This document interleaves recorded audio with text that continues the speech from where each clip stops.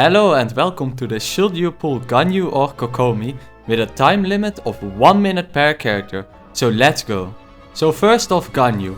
Ganyu has an incredibly unique playstyle where she only really needs her charged shots to deal the majority of her damage. You have to ask yourself two questions if you want to pull Ganyu. 1. Do you need a main DPS cryo character in your current teams and is she good for your comps?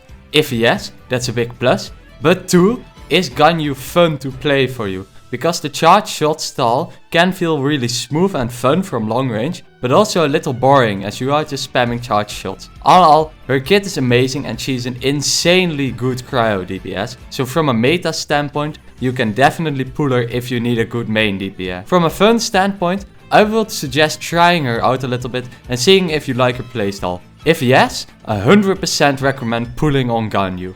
I really hope that her C6 maybe one day becomes a normal part of her kit, as it feels really smooth. And next up, Kokomi. So do you like elemental reactions and do you like to use some hydro?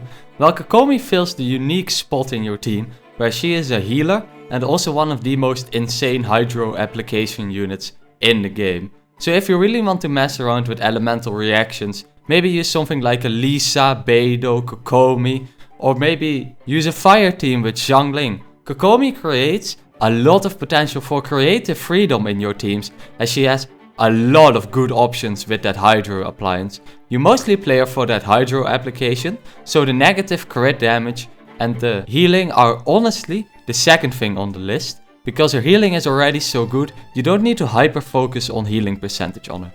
Do you like reactions and do you really need a support in your team? Well, in that case I would really recommend Kokomi, as she is fun, cool and very strong.